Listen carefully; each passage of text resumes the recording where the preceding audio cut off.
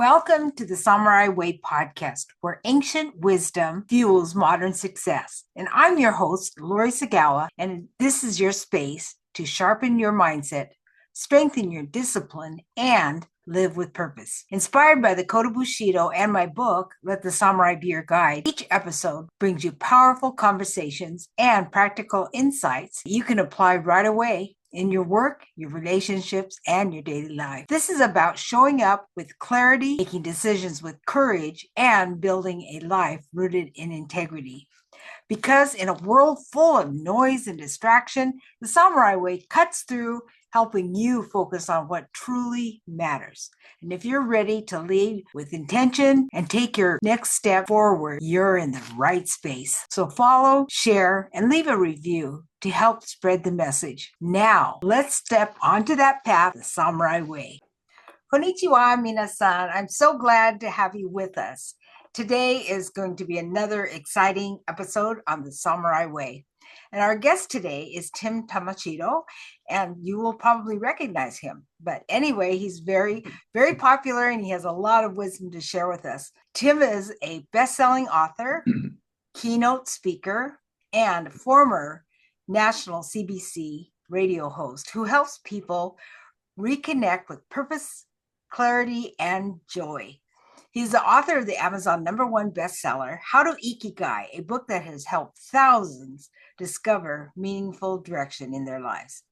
And after a decade of national broadcasting, Tim stepped away to explore a deeper question: what actually makes life fulfilling? His search led him to Ikigai, the Japanese concept of purpose, and to simple, practical ways of bringing more meaning into everyday life. And Tim's own Ikigai is to delight. And it shows, blending storytelling, humor, and insight. He delivers keynote experiences that reset the room, re-energizes audiences, and leaves people feeling clear, inspired, and genuinely excited about what's next. So please help me welcome Tim Tamashiro. So happy to be back with you. And we're having the second part of Tim Tamashiro's talk, and he's going to be talking about, I love what he talks about, and especially about to delight. That is his Ikigai, and expand how he got from point A to point B, and we'll be sharing more information along the way. So welcome back to the show, Tim. Glad to have you with us. Thank you, Lori. I hope I'm delighting you and your listeners. And I love what you shared about when you were in radio, how it helped you understand or think about how you are becoming a companion with who's ever listening. So would you share with the audience about that? Yeah, so I didn't realize what my Ikigai was until after I left radio, but I had a hint. I knew that I loved to include people and to be able to kind of allow people to and always be included, you know? So as a radio host, one of the most important parts of being a radio host is the ability to understand that you are a companion to the person that is listening to the radio, because 99% of people are listening to the radio in their car or in their kitchen at home or something along those lines.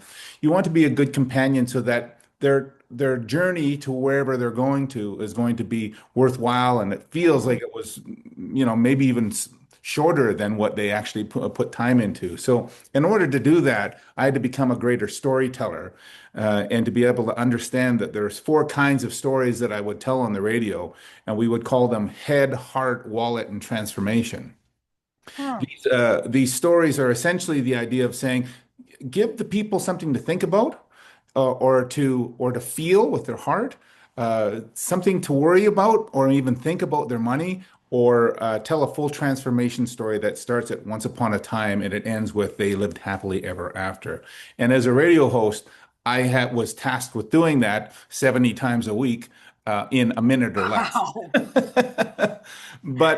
But I found that there was ways to be able to do that, that were kind of based again, more in psychology, that help people lean into the radio and to be able to enjoy the story and then listen to the song with new ears, with new fresh ears. Oh, Maybe listen to something or listen for something that might make that song portion of it just as rewarding as the actual story. So this, after I left the radio station, I came to realize that I had to name my Ikigai, and that's why I called it To Delight. This came after a lot of exploration to be able to understand what gifts that I have that I could share with other people in ways that is easy for me to understand, right? You mhm. notice that the phrase is just two sections.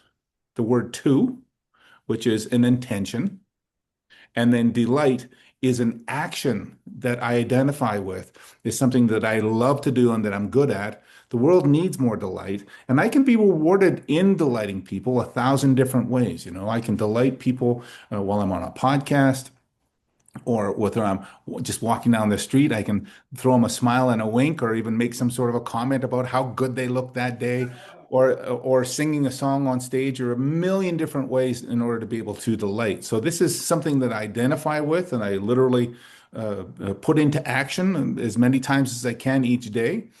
And I really encourage more people to be able to find their own ikigai so that they can implement those as many times in a day as well. So, yeah, there you Just go. to make the world a better place. Yeah, and to make your world a better Your place. world, and their world. Yeah, Yeah. So it's a you could. two-way street. It helps you and it helps them. Yeah, if you can make your world a better place and offer that generously to, even just your local community, your friends, family, and neighbors, that's going to make the world so much more rewarding to you and to them. Um, what's interesting is, the more you give, they say the more you give, the more you receive. And have you found that to be true with your own life and how when you started delighting people and understand that was your ikigai and how it Mhm. rewarded you, how it rewarded other people? Yeah, because the rewards came back to me as intrinsic rewards. Those are internal rewards. I couldn't see them in my bank account usually. I'm not saying that bank account isn't important, but what I'm saying is that this is yin and yang, right? Internal rewards or extrinsic rewards and intrinsic rewards both have to exist in order to be able to become fully actualized. So uh, I love the idea of waking up every day and putting your feet on the ground as you get out of bed, and your toes are already pointing towards 10 different things that you can do that are going to make your life better and make the day better for other people as well. That's Mhm. Ikigai. Yes, it's a life worth living. It's just, can you imagine? Like have told people, and I told the women in the prison, like each one of the courage, integrity, benevolence, respect, honesty, honor, and loyalty. If we all adopt at least one or two, can you imagine what our world's going to be like? We wouldn't Mhm. need to have so much security on our homes because people wouldn't be stealing from each other, and Mhm. that's and just all the types. The world would be easier to enjoy it because you wouldn't have to put out so much just to Mhm. protect yourself. Or do you understand what I'm kind of saying? It might feel a little bit like Japan. Oh, yes, exactly, exactly. We have that in common, and I'd love for you. I didn't always appreciate my background, but now I love being Japanese. I love being connected to Japan. Anything having to Mm. do with Japan, the Sakura Matsuri, and the Cherry Blossom Festival, and storytelling, and talking about the Kotobushiro, now Ikigai. I love it. I love being Japanese. I'm so happy I am. I do too. And uh, it was challenging growing up Yes. because of being an identifiable minority it's kind of a small town community, that sort of thing. It wasn't very advanced in understanding emotional intelligence or identity, those sort of things. But it turned out to be really, really worthwhile, and I'm so glad that that I have connected with it in ways that are meaningful to me, especially with Ikigai, because Ikigai does come from Okinawa, and I'm half Okinawan. I've always had that sense of purpose, even as a young child. And I'm really glad to be able to share that with people today so that maybe they can utilize the idea of Ikigai in their own manner. Mm, Mhm. that's so good. And we shared a little bit about the internal and the, what is it, intrinsic and Intrinsic and extrinsic. extrinsic. Is there anything else you wanted to share about how it applies to the different stages of Ikigai? According. So this is the if we talk about, I'm going to talk about a little bit about positive psychology here again, just through the lens of what something that's called Maslow's hierarchy of needs. It's a, any introductory course of psychology at university will include this idea of something called Abraham Maslow's hierarchy of needs, and essentially it's like a pyramid, and there's 5 layers to the pyramid. They're made out of two different things, deficiency needs and being needs. Okay. So the thing about being a human being is that we know on the first layer that we have to eat and we have to have shelter every day, right? Think of a day without it, and it's terrifying. The second layer is that we have to have some sort of connection with people, right? Some connection with people so that we can have relationships and those sorts of things. To be able to fully understand Ikigai, we have to probably throw in the idea of something called Maslow's hierarchy of needs. It's essentially a pyramid of the types of things that people need to have every day in order to become fully actualized. Mhm. And that includes food and water and safety and security. And we also have to have some sort of accomplishment that we have to check off every single day in order to be able to make it through that day. But at the very, very tippy top of the hierarchy of needs is this idea of self-actualization. The idea of doing things that are going to be good for us, for our well-being, but also to ensure that we live the best life possible. And essentially, what that is Ikigai, the idea of being able to do more of yourself so that you can live the best life possible and be able to help others as well. The challenge with this hierarchy of needs, though, is that when we think of the first 4 stages of the pyramid, uh, chances are we just do those 4 things every day. They're called specific deficiency needs, actually. So, in other words, we have to accomplish every one of those things: food, shelter, safety, security, connection, those types of some sort of an accomplishment in order to be able to live a life. But that top part is pretty tough because we get pretty exhausted doing the other 4 things, right? With Right. Ikigai, if you can name what your Ikigai is, figure out what it is, and give it some sort of a name that includes 2 words or a phrase that includes the word to, which is an intention, and some sort of a phrase that describes the action that you do on a regular basis that brings you meaning and supplies uh, well-being for others as well, then you don't have to worry about self-actualization because now you know why you're doing those other things. Yes. So Hmm. your ikigai could be a variety of things. It could be to teach, to heal, to serve. It could be anything really.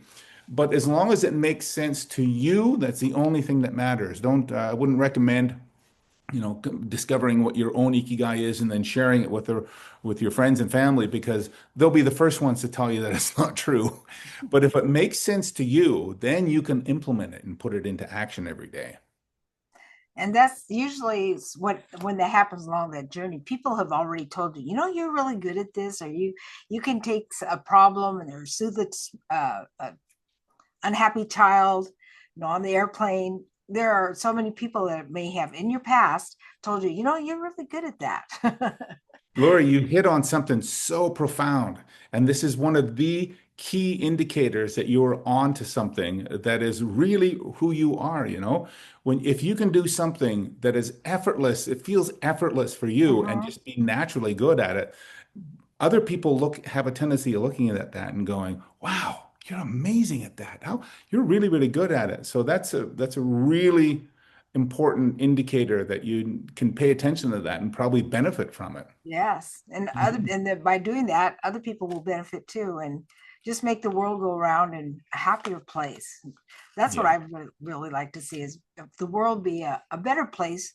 We leave our, like my dad used to say, I want to leave this world a better place than when I came in, which they were behind barbed wire. So that wouldn't be Oh, very yeah. hard to do, but he built an incredible life, as well as the Nisei, the second generation Japanese, to provide a better life for me and other immigrants in the making. But they were amazing people, and that's what my book talks about. I love speaking about the second generation because they were quiet heroes. They were like modern day samurai warriors, and I just had so much respect for them because of what they went through. They're in both worlds, their parents' world being from Japan, but yet they're here Hmm. in the United States and need to make a life there. So I grew up pretty much more American than I did Japanese, but a lot of it I learned on my own and took Japanese in college, and now continuing to study and traveling to Japan. So that is, Yeah. it comes full circle. It really boils down to the golden rule, doesn't it, Lori? Yes. Unto others as you would have them do unto you. This is so with Ikigai, do more of yourself so that people can benefit from it, and they'll say thank you for it. Mm-hmm. That is the most beautiful definition of a life well lived that I could ever possibly imagine. So that's what I hope for you and for your listeners. I know that I certainly try to implement that in my life. It's not always a straight road either, right? No, It's not always no. a straight road where, I wake up and I have good days and bad days just like everyone else. My Ikigai name to delight is like a compass. It's a true north that I can rely on, especially when times are tough. Yes. Hmm. Also reminds me of paying it forward. Yeah, Pay it right? forward. Right. Right. Yeah. And I tell people that which I once scorned, I now embrace because I love being Japanese, and I just love everything about it. And the food, don't get me going there. Right. Yeah. Right. Yeah, there's a lot of things that we can learn from every culture, Yes. I'm practicing Buddhist. I say Buddhist, not Buddhist, because I don't necessarily identify as a specific faith or anything, but I like to implement those Buddhist types of ideologies in order to be able to have compassion for myself and especially compassion for other people as well. But we're all just trying our best if we can find ways to be able to help ourselves, especially by identifying our ikigai or some sort of a way that we can look forward to living each day, that's going to not only be good for you, it's going to be good for others as well. So it's a nice path forward. Yes, it is. And it's gonna just to make the world a better place, Hmm. because life is wonderful. But you get around negative people and go, oh boy, get your head down in the sand and think about all the bad things going They're on. they're trying their best too. Yeah. They're I trying think their there's best far too. more far more good people than negative people, my opinion. But Yeah. then I'm positive Patty. I'm the middle child and very positive. But I Positive tend, Patty. or you could be negative Nelly, Tim. Sure. Yeah, That's I don't true. want Yeah. any Which one do you title. want to be? Positive Patty. That's good. Well, Tim, I have really enjoyed this conversation with you, and I just want to know if there's anything more you wanted to share, like being Okinawan, whatever you want to leave the people with final words or final thoughts. I would say that we all live in this world, which might seem very, very difficult right now, but I would encourage people to just deal with yourself in your own very tight community. Yes. Find ways in order to be able to be generous with your gifts or your ikigai, and that has a ripple effect. It's Yes. even a tiny little pebble into a calm pond is going to go all the way out to the edges. And just focus on yourself. Do the best that you can to live a good, worthy and good meaning life. And the world's going to change. Yes. Start Yes, here. that's true. It's like Michael Jackson says, man in the mirror or woman in the mirror. What a talented man he was. I mean, Oh. you see those, oh my goodness, he was so talented, Hmm. very, very talented. And unfortunately, he's gone, but we can people still talk about him and enjoy him, just like people like Bruce Lee, people still, he's not here, but people still talk about him. And just with this one final thing, I just wanted to share about Sugihara Chuni. And he was a diplomat from Japan to Lithuania during World War II. And he lived this wonderful life with himself in the tuxedo, going to these marvelous dinners and official things. And his wife was in her kimono and they looked beautiful. But he had a choice to make. He saw the Jewish from Poland and some from Lithuania begging for transit visas. And he had a choice. He says, do I write them or do I ignore them? Most people ignored them, but he begged, he inquired to the Japanese government, I need to write these visas. And they would say no. And he did it again, the telegraph. Can you imagine about that? These people need to be saved. I will write them visas. No. And he did the third time. And he says, I'm going to do it anyway. He says, what's wrong with saving lives? Because of that one man's courage, thousands of people were saved. Over 6,000 people with 2,000 visas, because sometimes a visa would be a family. And one incident, it was actually a yeshiva. So I just heard about him. I saw his exhibit and his story just really resonated with me. And so if you haven't heard about him, look up Juni Sugihara or read my book, because his life was amazing, and it just brings tears to your eyes to think about what he did. Didn't do it for monetary. He didn't want to be given money, but he did asked the government of Israel, would you educate my younger son? And so he went to college because of the Israeli government, but he didn't receive money. I know. And that was my connection with Israel, because I always had this connection. Now I know because of him and what he did. And he's an amazing person. Interesting. Very, very interesting. I've enjoyed talking with you. Oh, I have too, more than you know. Thank you for the invitation. I really do appreciate it. And the samurai way is, when you think about the samurai way, the first thing that comes to mind for me is that it's an honorable way to be able to live life and to serve others, right? Yes, exactly. So that's what a lovely message to be able to share with people. Yes. And thank you, because of people like you and you sharing it, and people that and we're going to share this to other people so that they can consider there is another way. Maybe it's not my way, but there is another way that we can consider to make this world a better place and make each person happier. That's right. I want to thank each one of you listeners for being with us and listening to Tim. And please share, like, and subscribe. This will really help us to share with you and to share with others that maybe don't have the same perspective. We would love to share it with you. So until then, I will say mata ne, goodbye until next week. Thank you so much for being here as you continue to walk down the samurai way. Thank you, domo arigato, for listening to the Samurai Way podcast. Now it's your turn. Take what you learned today and put it into practice, because knowledge has no power unless it's applied. So if this episode resonated with you, please share it with someone who would benefit from it.